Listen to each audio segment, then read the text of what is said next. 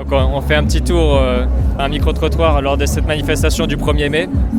On donne la parole à des personnes qui ont des pancartes, donc toutes ces personnes qui ont pris le temps d'écrire quelque chose sur leur pancarte, c'est qu'elles ont besoin de s'exprimer et la radio associative est là pour ça. Donc il y a un petit collectif là, avec, vous êtes nombreux, vous êtes 8 à avoir tous écrit des pancartes qui parlent de l'IA. Vous êtes un collectif, vous faites partie de quoi ?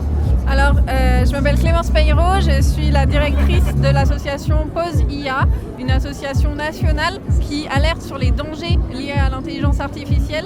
Et notamment, on est là aujourd'hui pour parler des emplois, puisqu'il y a une enquête qui a révélé là récemment et qu'on essaie de relayer, qui montre qu'il y a déjà plus de 16% des tâches sur les emplois qui sont déjà automatisables aujourd'hui en France.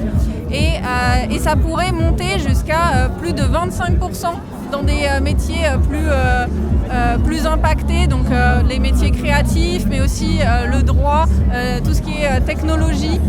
Je ne connaissais pas cette association. C'est bien que vous soyez sur le 1er mai et que vous soyez motivés tous pour parler de ce sujet, parce qu'on est pile le bon jour, la journée internationale de lutte pour les droits des travailleurs, et le travail va être complètement révolutionné à cause de cette IA, surtout que pour l'instant la consommation sur l'IA c'est surtout pour du plaisir finalement, du superflu. Alors pas que, parce qu'il y a déjà des grandes entreprises là qui ont annoncé au mois d'avril des plans de licenciement massifs. Donc je parle d'entreprises comme Microsoft, des plans de licenciement massifs qui touchent vraiment énormément de personnes. Et il n'y a absolument rien qui a été concrètement mis en place au niveau du gouvernement ou réfléchi au niveau du gouvernement par rapport au choc social qu'il va y avoir. Et il n'y a pas non plus de débat démocratique sur la mise en place de l'intelligence artificielle dans la société. Malgré que c'est Emmanuel Macron, président de la République, qui avait voulu faire un sommet sur l'IA grâce à cette start-up licorne, je ne sais pas comment l'appeler, de Mistral. Et donc finalement, la France n'a pas forcément pris la mesure de ce dont il faut faire. Exactement. La France, au contraire d'alerter sur les risques liés à l'intelligence artificielle, a pris le pari d'investir dans l'intelligence artificielle à coût de millions et de millions d'euros, alors qu'elle pourrait prendre la position d'alerter sur les risques liés à l'IA, de plaider pour un moratoire international aussi, de créer des alliances, etc. La France a un rôle à jouer là-dedans, parce qu'elle ne peut pas arrêter toute seule la course liée à l'intelligence artificielle au niveau mondial, mais elle a un rôle à jouer au niveau diplomatique en tout cas. Oui. Et alors, en plus, il va y avoir peut-être une bulle financière sur l'IA. Est-ce que vous avez entendu parler de ce sujet dans l'association Pause IA ?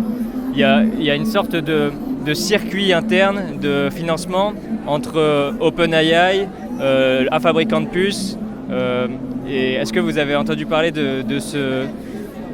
c'est pas un schéma de Ponzi, mais c'est comme une bulle financière qui est assez grande, qui a dépassé le 1000 milliards. Oui, alors l'association Pause IA n'agit pas pour éclater une bulle financière ou quoi que ce soit, parce que simplement c'est une technologie qui est transformative et qui est soutenue par des milliardaires. Donc vraiment, même si la bulle de l'IA a éclaté, il y a largement de quoi continuer à créer des modèles de plus en plus avancés qui vont avoir un impact direct sur la société.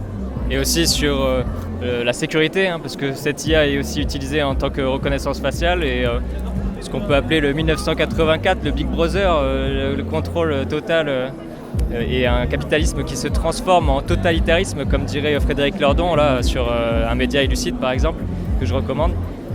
Est-ce que vous avez peur aussi de cette surveillance généralisée ? L'association Pause IA est d'ailleurs passée sur le média Lucide récemment, il me semble. Donc oui, c'est un des risques liés au développement de l'intelligence artificielle, mais il y a aussi d'autres risques existentiels aussi, notamment parce que là actuellement on est dans une course à l'intelligence artificielle au niveau tant des entreprises que des pays. Donc ça veut dire qu'il y a des entreprises qui sont en train de créer des modèles de plus en plus puissants sans prendre en compte la sécurité de l'intelligence artificielle, l'alignement de l'intelligence artificielle avec les valeurs humaines. Et donc ça pourrait amener à des intelligences artificielles qui sont plus puissantes dans tous les domaines que l'humain. Et on peut très bien imaginer qu'est-ce qui arriverait dans une société où une intelligence artificielle est plus puissante, plus performante dans tous les domaines que l'humain. Ça pourrait donner par exemple des attaques, des cyberattaques, et on serait incapable de se défendre à ce niveau-là. Enfin, il pourrait y avoir énormément de scénarios catastrophiques, et ça c'est des experts en sécurité de l'IA, des prix Nobel de physique ou prix Turing qui alertent, comme Joshua Bengio ou Geoffrey Hinton. Bien. Merci pour la médiatisation de ce sujet. Et, il faut partager cet enregistrement si vous voulez se préparer et ne pas rester démunis face à cette IA incontrôlable. Mais merci pour votre temps.